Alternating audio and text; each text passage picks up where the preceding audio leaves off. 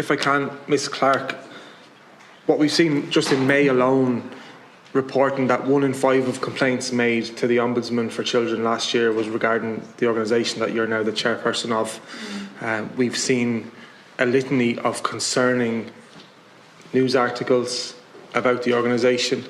Can I ask you, your predecessor said that in the 2024 annual report, the organisation was never better placed to deal with the onrushing challenges facing the organisation.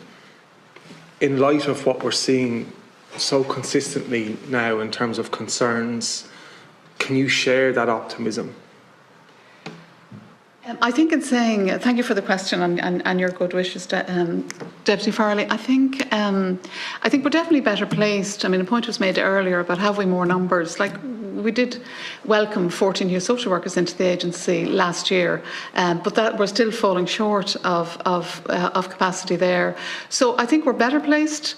That's the highest number of social workers we've ever had employed in the agency. But yet, in the face of 2025, 106,444 referrals coming in. So in 2024, looking forward, it may have seemed that we are extremely well placed, best placed, but who was to predict the number of children seeking international protection coming in? Who was to predict the increase and complexity of problems that families are facing?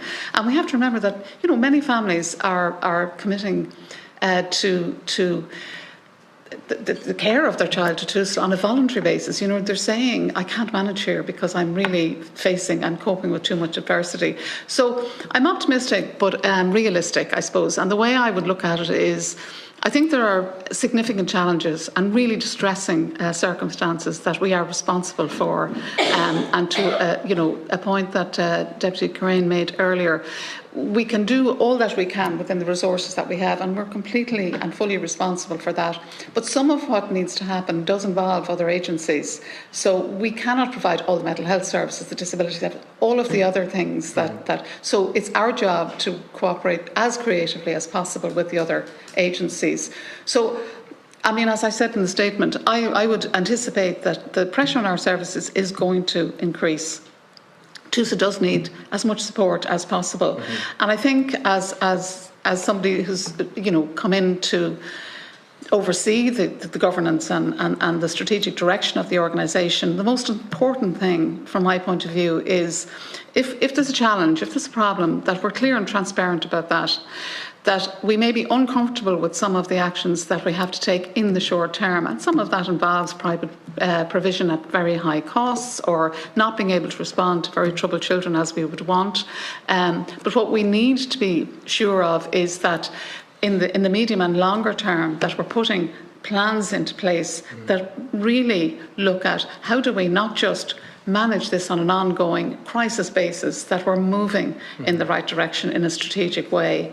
I have to say, we really do have confidence as a board that this is an executive looking creatively and thinking outside the box. I think the reform programme is arguably it is the most ambitious change management programme in the public service at the moment. Yeah. So we do need to be allowed to make progress while being held accountable for the very difficult situations that are our responsibility to resolve.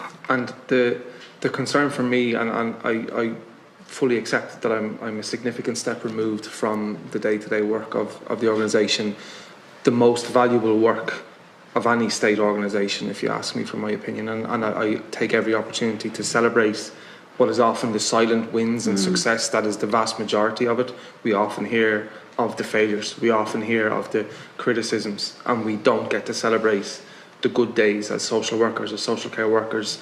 We often just take those in our stride as being part of the job, but so I completely and really, really sincerely accept that the vast majority of the work is of the highest competence and standard. My concern is, from a strategic perspective, what I'm hearing back from social workers and social care workers is the reform programme did some damage, and there was some reporting that there might be a quality review undertaken by Tusla to evaluate the impact of that, to ensure that there's been no mistakes, no cases falling through the cracks. I'd ask for, if that's not underway, I'd just ask you to consider, as part of that strategic undertaken that might be considered. But equally, Ms. Clarke, for me to have absolute faith in the organisation, which I hold my hands up, I don't right now. I think we need to put all of our cards on the table with regards to, we're saying in one hand the balance, or it's not balanced, the commentary about Tusla is unbalanced. Okay, we're also saying resources isn't an issue, it's just the recruitment and retention when we get them is the issue. Okay, ultimately there are too many failures in pockets of the organisation that can only lead us to think it's time for a review. It's time for that periodic critical review now. Would you be open to that? Would you see that as part of a pillar of your tenancy to bring and lead the organisation through that review to identify those gaps, to identify those areas of deficit and to face those head on? I think the organisation has come out with its hands up on many occasions, and I think there is an acknowledgement that there are gaps, and I think the data that's been collected through the new process are doing exactly what you're saying on a real-time basis. So instead of waiting to implement a reform programme and then wondering has it worked or not, albeit that it seems very logical and rational, the agency isn't waiting. They're collecting data all the time, as the CEO has said, and saying, OK, we don't have enough there. That's a real area of difficulty. We have a little bit more here.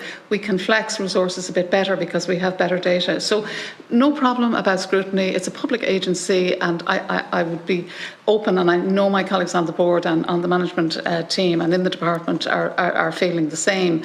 I think, it's important to realise that we need not to pretend that we can fix things quickly. That can't be fixed quickly, and we need to do as much as possible, as quickly as possible, to fix those things.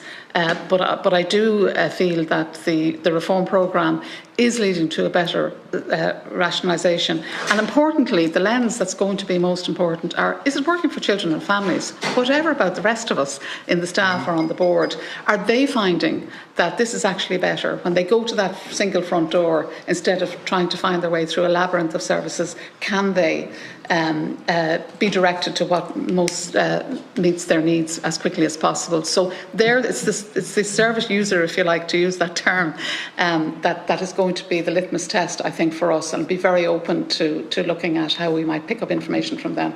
Thank you for watching. Please like and share.